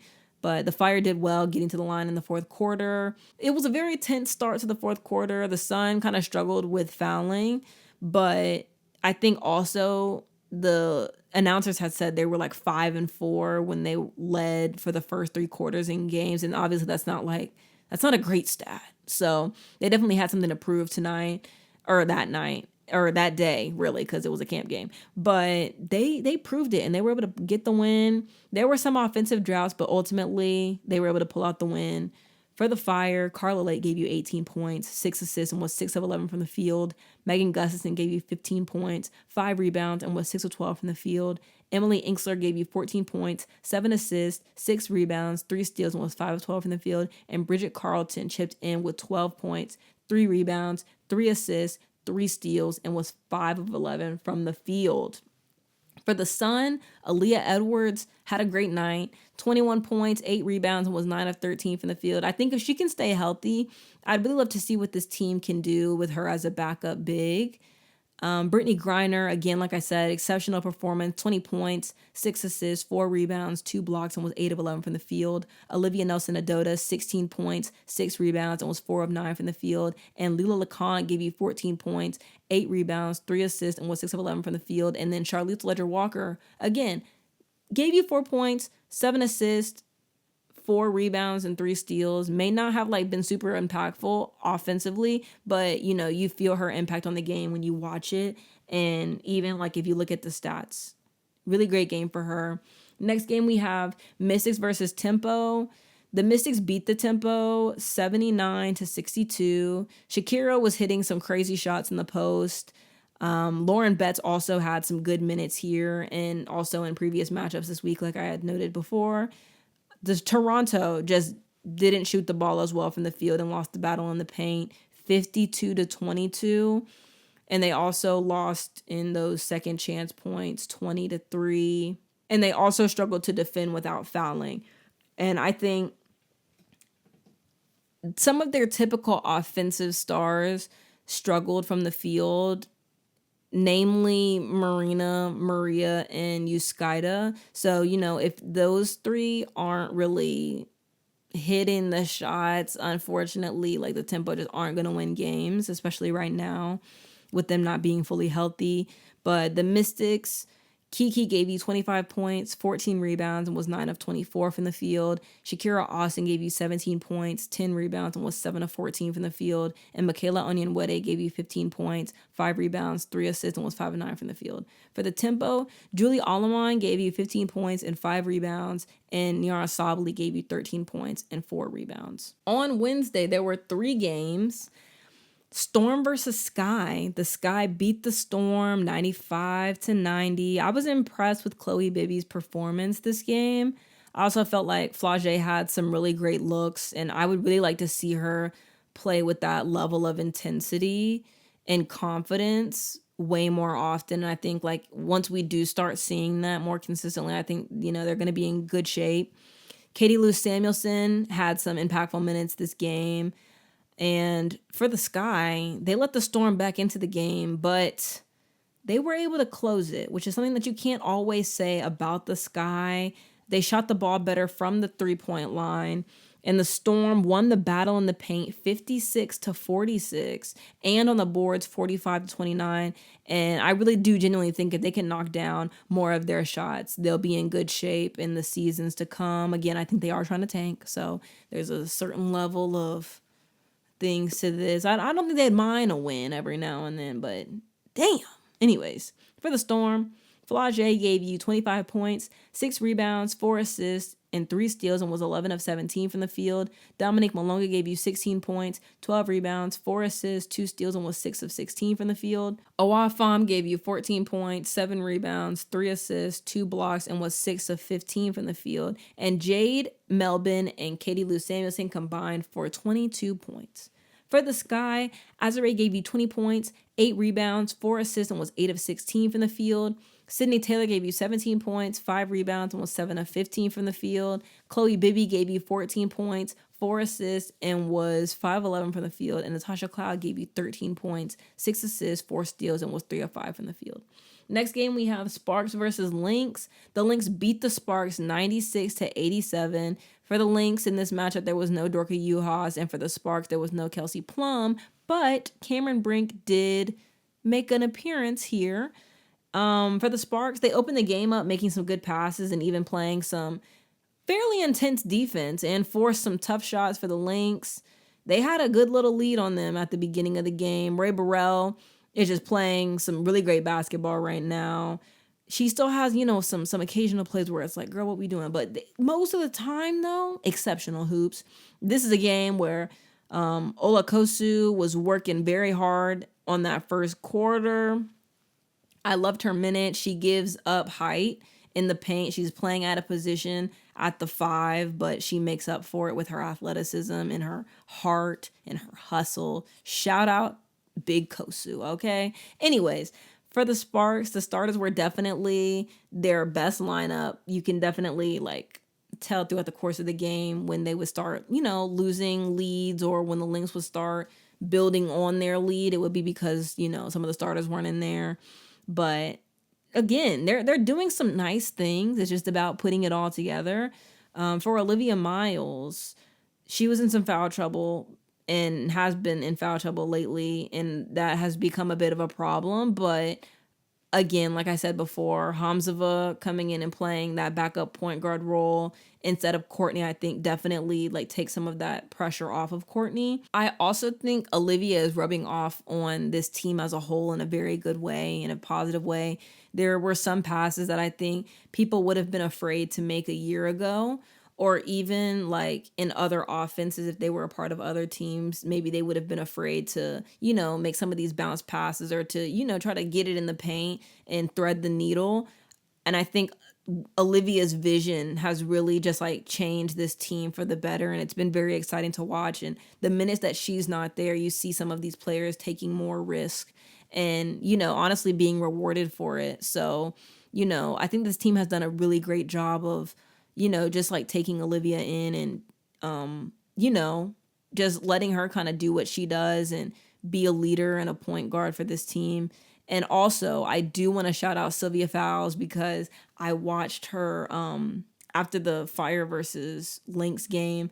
I watched her them update her banner, and so many amazing players who have gone through the organization came, and they had the best things to say about Sylvia, Lindsay Whalen, and Simone Augustus, and Rebekah Brunson, and Cheryl Reese, and just some phenomenal players just came, and they said some great things about Syl. And I just really love this organization.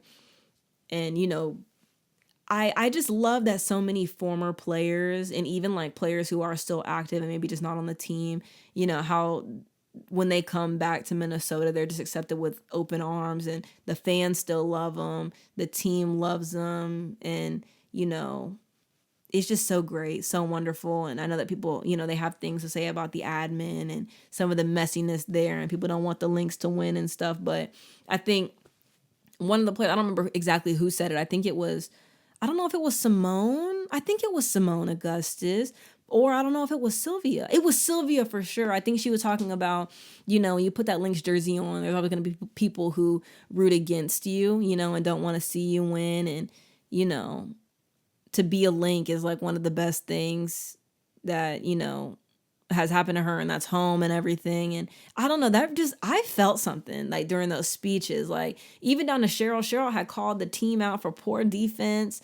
And I don't know, I just love, the accountability that the coach has for the team, but also I just love the expectation that's set because of the amazing things that the players before them have done. And I like that the players, they take on that challenge and they want to rise to the occasion. And I love the Lynx. I love that team, not just because they sent me free merch and stuff. Okay. It's not just because of that.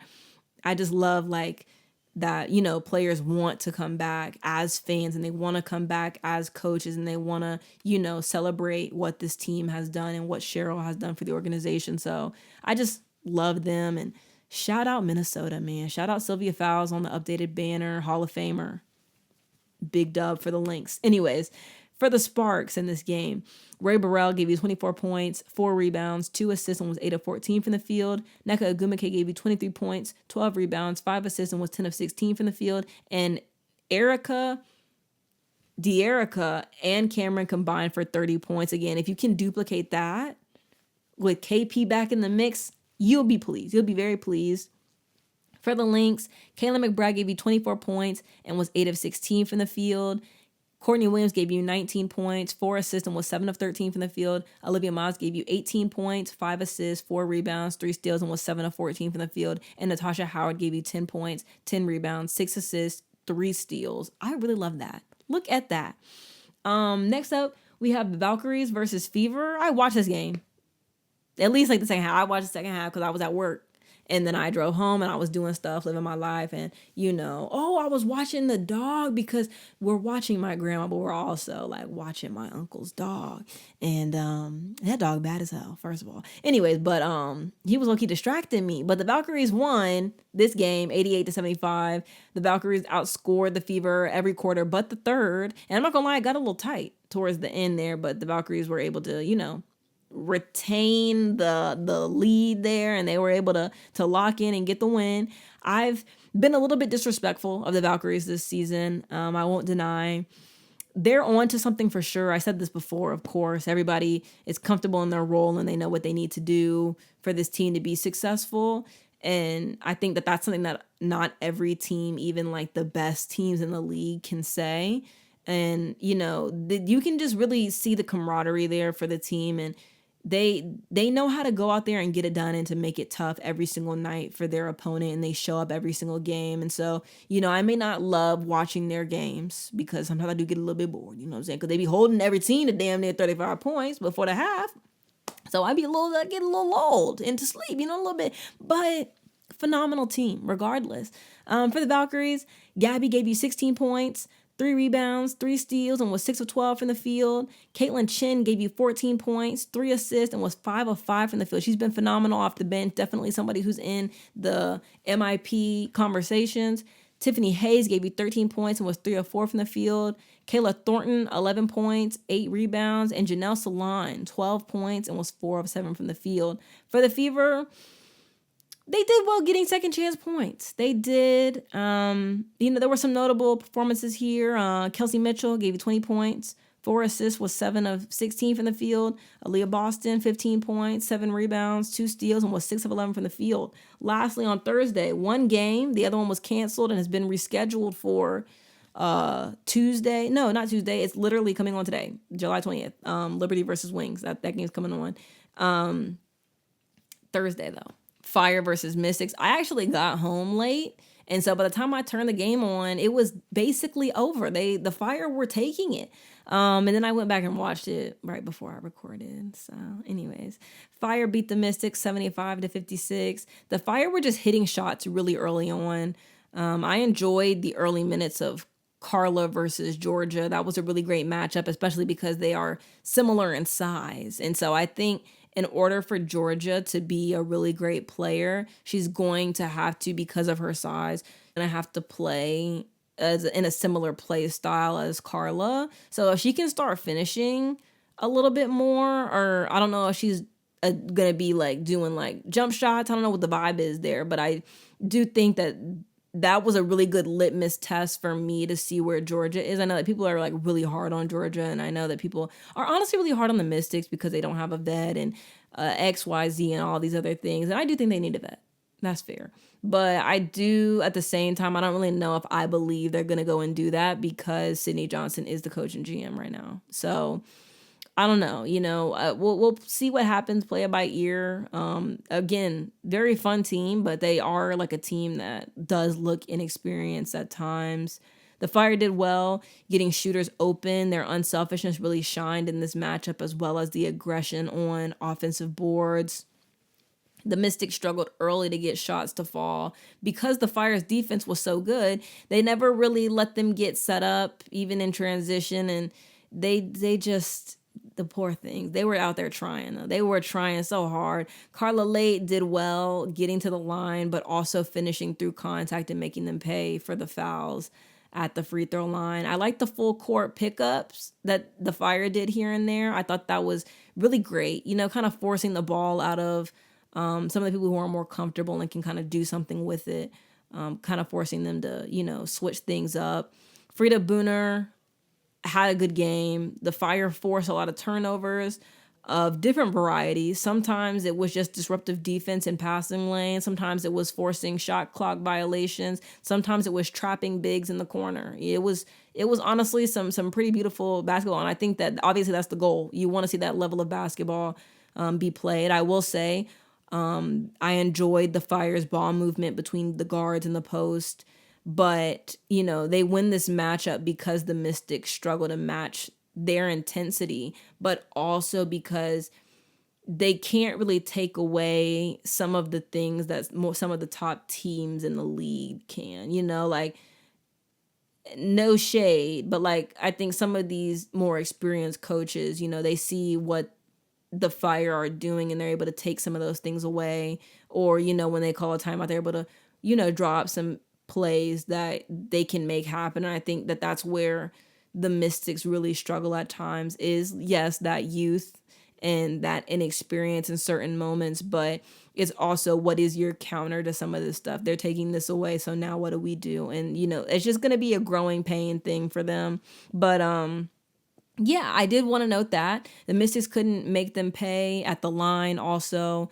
And they just had some poor passes here and there. And again, they just struggled to get set in their transition defense. So it was always going to be pretty tough to win this game with all of those things happening. And then simultaneously, their shots just weren't falling.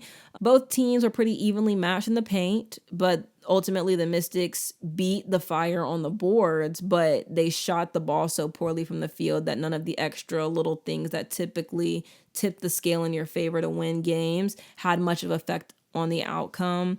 They shot 29% from the field and 9% from three. This was a really tough game from them, a tough watch, honestly. And nobody could really help them off the bench. The starters were struggling. It was tough, but like I said, they struggled to convert at the free throw line, and ultimately the Fire were able to get the win.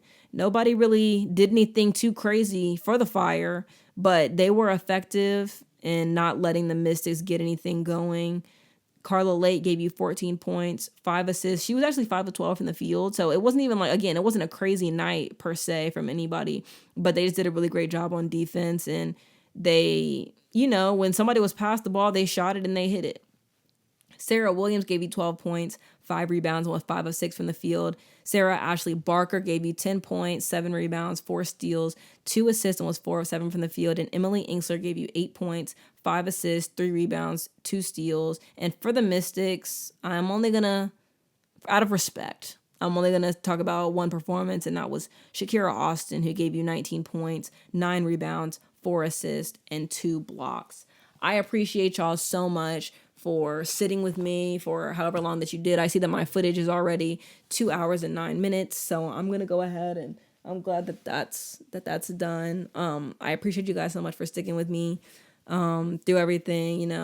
Obviously, I would like to be on top of my episode release dates, but life happens, things are happening, and I'm gonna try my best to make sure this next upcoming episode is up for y'all. I'm definitely gonna have watched most of the games. I think if anything, Tuesday's games are gonna be a little tough for me. Or is it Wednesday? No, it's Wednesday's games, because there's like 6 or 7 games on, and that's I'm gonna be at work, and even when I come home, like, that's, what I'm saying. But we'll see. I'll try to make something shake and make it happen. Again, I'm gonna try my best to have that episode out to you guys, but also if the episode isn't out to you on Friday morning, just go ahead and expect that it's probably going to be up Sunday or something, because my friend's birthday, very important to me. Okay, very important to me. But thank you guys so much for watching. Please feel free to get in the comments, share your thoughts and opinions, and I'll see you guys in the next one. Bye.